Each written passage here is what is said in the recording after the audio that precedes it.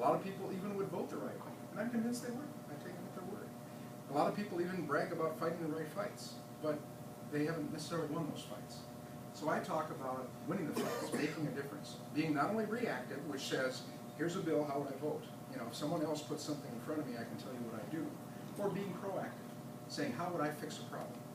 Let me tell you quickly about one example of that. I've been in business for nearly 28 years now, creating jobs, not just talking about it. And the nature of my business is such that I help other businesses grow and succeed and create jobs. So I understand the free enterprise system, I understand the free economy, I understand that it's people and free enterprise and the private sector that creates jobs, not government. I know that'll come as a shock to our president, but it's the truth. So when I got to Bismarck after a decade in business, I saw a big problem. I'd run across the fact that regulation was becoming crippling, not only nationally, but in North Dakota. In fact, the feds were sending regulations to us in North Dakota, insisting that we put them on our books, on our administrative code, which is the regulations in North Dakota. By the way, I don't know how many of you have ever seen the North Dakota Century Code, which are the laws of our state. Looks like a kind of an old set of encyclopedias. Well, that's all the laws that the legislature has passed.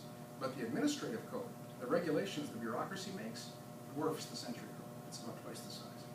So Washington would send regulations to the state saying, you know what, here's the new regulation on how do you fertilize a pineapple crop when you grow them in North Dakota.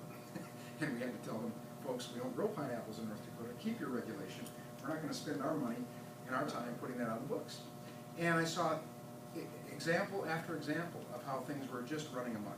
We had regulations on who could cut your hair. We had regulations on what temperature your water heater had to be set. It was just ridiculous.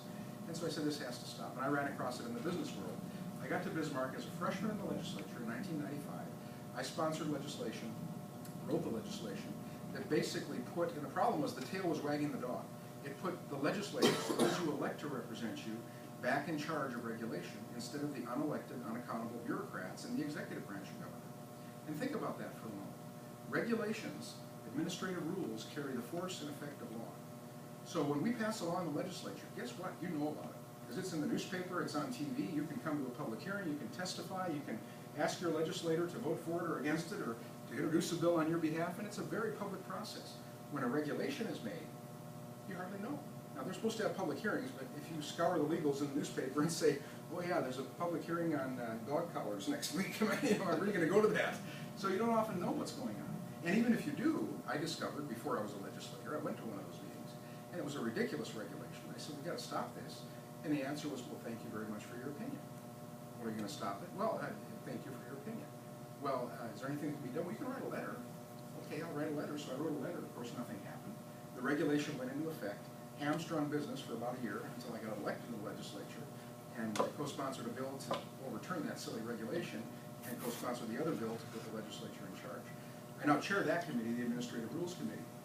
And you know, they're talking about doing that in Washington now through something called the REINS Act. And Rick Berg, our congressman, who I served in the House with for a number of years, is a co-sponsor of that, and he's been running around bragging about how well we do it in North Dakota and how we need to do the same thing in Washington. So I teased him when I was out there, and I said, now Rick, you remember who sponsored that bill in North Dakota in 1995, don't you? Yeah, you did.